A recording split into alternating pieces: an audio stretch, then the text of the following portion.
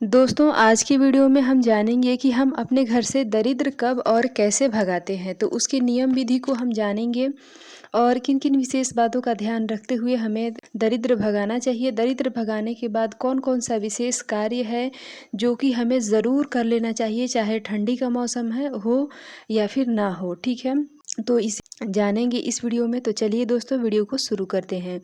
तो देखिए दोस्तों, सबसे पहले तो हम जान लेते हैं कि दरिद्र हमें किस दिन भगाना चाहिए। तो देखिए दोस्तों, दरिद्र 2 दिन भगाया जाता है, क्योंकि बहुत सारे जो इलाके हैं, बहुत सारे जगह पे जो है अलग-अलग थोड़ा नियम होता है, तो उस हिसाब से भगाया जाता है। तो सबसे पहले तो जो दीपावली मनाई जाती है, उसके जस्ट अगले दिन बहुत सारे लोग जो हैं वो दरिद्र भगाते हैं, और बहुत सारे लोग जो हैं गोवर्धन पूजा के दिन दरिद्र भगाते हैं। ठीक है, तो हम लोग भी दीपावली के अगले दिन जो है दरिद्र नहीं भगाते हैं, और गोवर्धन पूजा के दिन जो है दरिद्र को भगाया जाता है। ठीक है, तो देखिए दोस्तों, अब हम नियम विधि को जान लेते हैं कि हमें किस तरह से और क्या क्या चीज़ें चाहिए होती है दरिद्र को भगाने के लिए। ठीक है, तो देखिए दोस्तों, आप दिवाली से एक दिन बाद भगाएं या फिर आप गोवर्धन पूजा के दिन भगाएं। ठीक है, नियम आपका वही रहता है, सिर्फ दिन बदल जाता है। ठीक है, तो सबसे पहले हम देख लेते हैं कि इसमें क्या-क्या चाहिए। तो देखिए दोस्तों, जो अनाज को साफ़ करने के लिए सूप चाहिए होता है, जिसको कि मैंने वीडियो के शुरू में ही दिखाया है, और यहाँ पे भी मैं फ़ोटो लगा दूँगी, और आप जानते भी होंगे, आपके घर में भी होगा।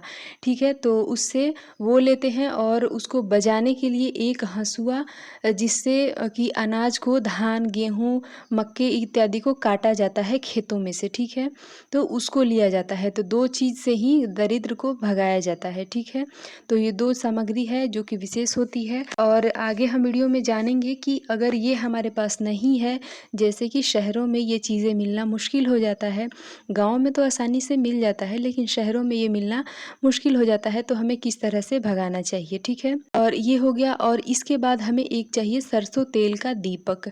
तो यही 3 चीज़ चाहिए हमें दरिद्र को भगाने के लिए, और 2 व्यक्ति चाहिए, एक जो चाहिए दरवाज़ा बंद करने के लिए और एक भगाने के लिए। ठीक है, हम लोग जो है वो गोवर्धन पूजा के दिन भगाते हैं, यानी कि इस बार जो है गोवर्धन पूजा 2 नवंबर को पड़ी है। 2 नवंबर दिन होगा शनिवार। तो शनिवार की जो सूर्य उदय है, उसके पहले कभी भी दरिद्र को भगाया जाता है। ठीक है, तो आप 3:30 बजे, 4 बजे उठ के दरिद्र को भगाया जाता है, यानी कि अंधेरे-अंधेरे भगाया जाता है। ठीक है, तो हम देख लेते हैं कि उसकी विधि क्या होती है। तो देखिए दोस्तों, दरिद्र भगाने से पहले आप कुछ विशेष कार्य कर लें, जैसे कि आप अगर अकेले हैं, घर में आपकी बेटी बहू और नहीं है, तो आप जो है खुद ही अपना कपड़ा बाहर निकाल के रख दें, जिसको कि पहनना है। ठीक है, और बहुत सारे कपड़े पहन के आप दरिद्र ना भगाएं, क्योंकि जितने कपड़े आप पहन के दरिद्र को भगाएंगे, वो सारा कपड़ा आपको धोना पड़ेगा।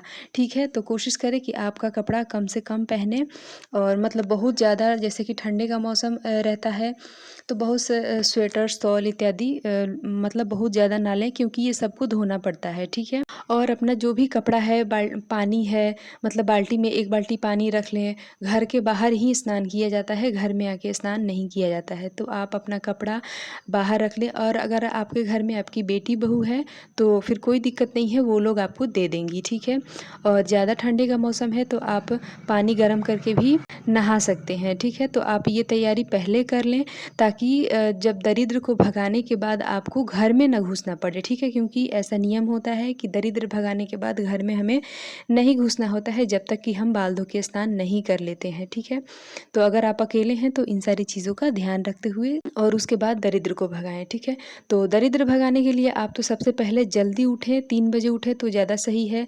3:30 बजे भी उठ के भगा सकते हैं, कोई भी परेशानी नहीं है। 4 बजे भी आप उठेंगे तो आपका काम हो जाएगा। ध्यान रहे कि सूर्य उदय नहीं होना चाहिए। ठीक है, आप सूर्य उदय के आधे 1 घंटे पहले भी भगा सकते हैं। तो उसके लिए हम 1 दिन पहले ही इकट्ठा सब सारी चीज़ें कर लेते हैं, ताकि हमें समय से मिल जाए। तो रात के समय ही दीपक में मतलब बाती और तेल करके रख देते हैं, और अगली सुबह, जैसे कि जो अगर भगाता है, जैसे कि घर के बड़े बुजुर्ग, बड़े यानी कि अगर सास हैं तो सास भगाएंगी, अगर सास नहीं है तो बहू लोग भी भगा सकती हैं। ठीक है, तो सबसे अंतिम घर में, यानी जैसे हम पोछा लगाते हैं, आपको पता है ना कि पोछा हम घर से बाहर की तरफ निकालते हैं, तो उसी तरह से दरिद्र को भी हम घर से बाहर की तरफ निकालते हैं। तो सबसे लास्ट वाला आपका घर है, आप वहाँ जाएँ और वहाँ से दरिद्र भगाना स्टार्ट करें, ठीक है। तो दरिद्र को हम कैसे भगाएंगे? तो सबसे पहले 2 लोग चाहिए, एक दरिद्र भगाने वाले और एक जो है दरवाज़ा बंद करने वाले, ठीक है। तो जो दरवाज़ा बंद करेगा वो आपके पीछे रहेगा और आप जो दरिद्र भगा रहा है वो आगे रहेगा, ठीक है। तो आप जाएँ और एक दीपक जो है मतलब एक हाथ से सूप को पकड़े और उसी हाथ से दीपक को पकड़े, ठीक है। इस तरह से पकड़े, सूप को पकड़े और फिर दीपक को पकड़े और दूसरे हाथ से आप हँसुआ ले लें। फिर सूप को मतलब बजाते-बजाते और बाहर की तरफ निकलें, ठीक है।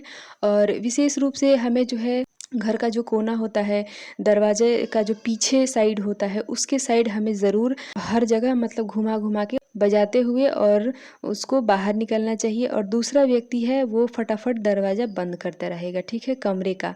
जैसे कि एक कमरे का हो गया तो फटाक से दरवाज़ा बंद कर देगा, दूसरे कमरे का हो गया तो फटाक से दरवाज़ा बंद कर देगा, ठीक है।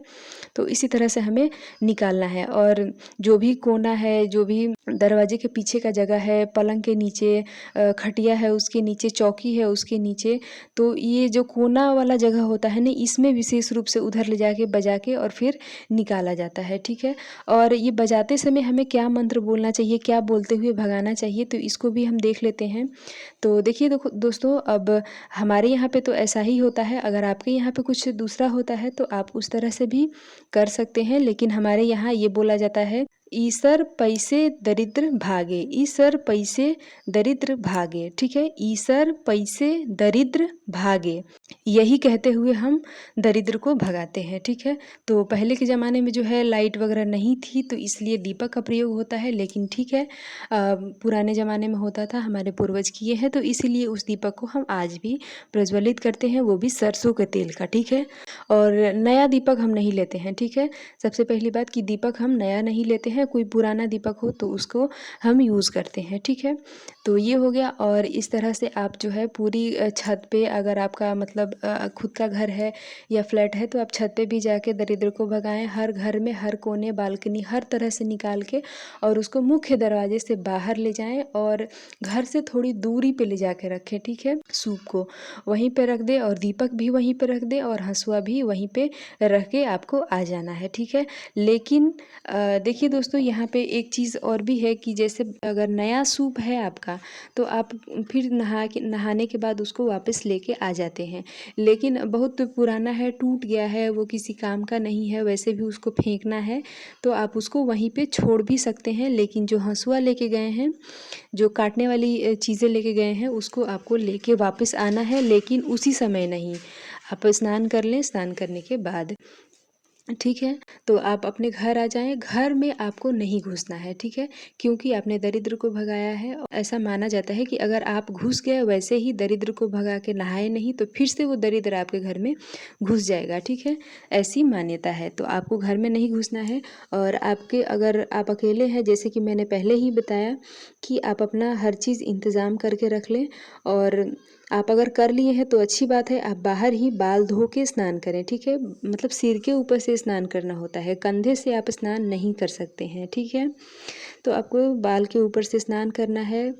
तो और जितने भी कपड़े हैं वो कपड़े भी बाहर ही खंगाले जाएंगे, धोए जाएंगे।